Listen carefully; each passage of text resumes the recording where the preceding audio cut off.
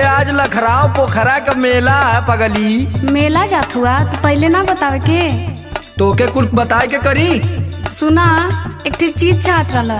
तोर हरदम घटले रहला कुछ न कुछ, जब देखा तब कपारे पे कचर कचर। अब तनी से सुना ना। तू आज अपन सुनाई ले।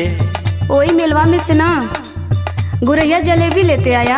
अरे गुरैया जिलेबी लेबी न देवी, गुरैया जिलेबी। अभी ये कुल कहबा हम जानत रहनी है, लेकिन तब वो मन कैला कह देनी। सुना सुनावा। गुरही जलेबी अभी चाय पिया मेलावा में। ऐसा न कि एडीआर से और संदीप राज से मंगवा ले, ठीक है ना, हमारे टाइम ना। ले आई हा गरम में छनात होई तेलावा में। ले आई हा गरम में छनात होई तेलावा में। गुरही जलेबी अभी चाय पिया मेलावा में।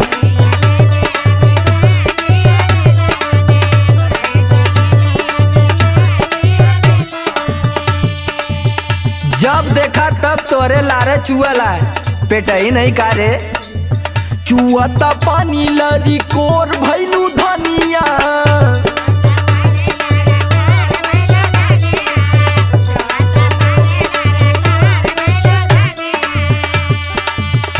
और नन होए के चाटत चटोर भैलू धनिया, चटोर भैलू धनिया।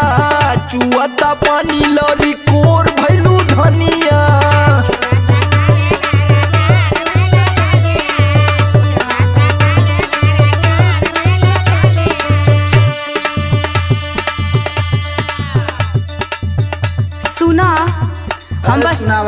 हम बस अपने खातिर थोड़ो मांगतानी कि इतना बहुत तेज फुदकत बड़ा। तब क्या करे खातिर मांगत हूँ? हम सबके खातिर न कहतारी, कुछ न कुछ सबके बदे न कहतारी, बस हमरे सुनाता। सबका ठिका ले ले तू। अरे काहे न, परिवार चलावे के बाद तो ठिका ले के पड़ी न। सुना सुनावा। अम्मा जी के लिहा पकौड़ी, बाबू जी के केला।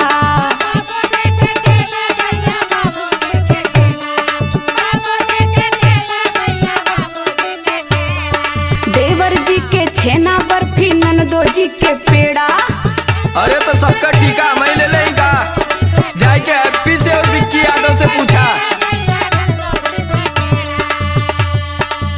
जब बचौले रही हा भीड़िया के रेलावा में। भीड़िया के रेलावा में। गुरही जलेबिया भी चाय पिया मेलावा में।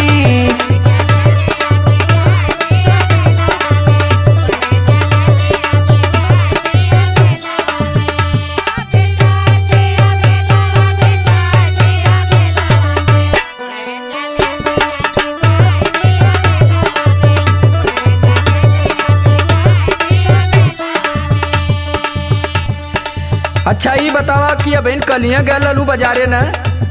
हाँ वो तो गईले रही। किसिम किसिम का कुल खाए के इलू है, तबले आज तोरे फिर लगल बढ़िया है भूख। अलिया न देता कि लगला बने। जब हम बने लगल तो वहाँ छने लगी न। हंसी हंस के गोलगप्पा खैलू काले साथ बाजारे। अब इन रात भर आई माई चिल्लैली है कि पेट दुखाता पेट दुखाता।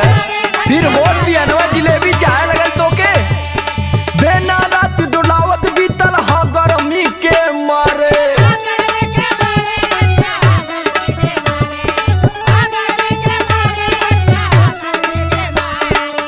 खाए के फिर जोरा जोर कैलू धनिया, यार जोर कैलू धनिया।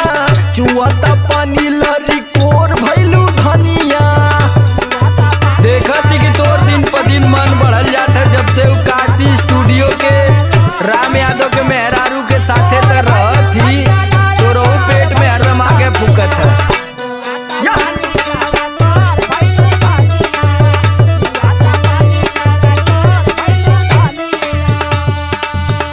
सुना सुनावा जल्दी हो जाए लोग, भैया मनोज भैया सब लोग निकल जाए हैं तो हमके बड़ा दिक्कत हुई। वही लोग के बारे में तो बतावा जाता नहीं, तबले टोक देला।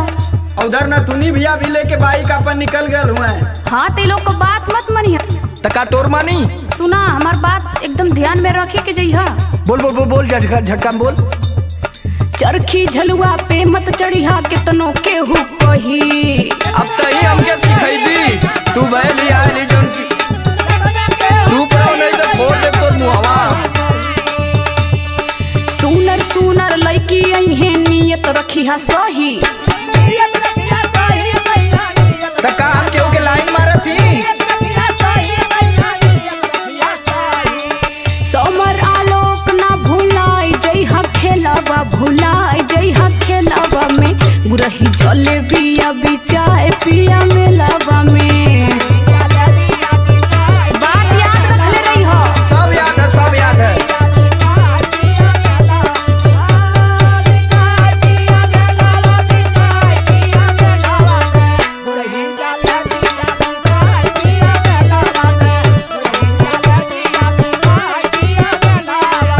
चुआता पानी लगा कोर भैलू धनिया गुरही जले बिया बिचाए पिया मेलावा में। चुआता पानी लगा कोर भैलू धनिया गुरही जले बिया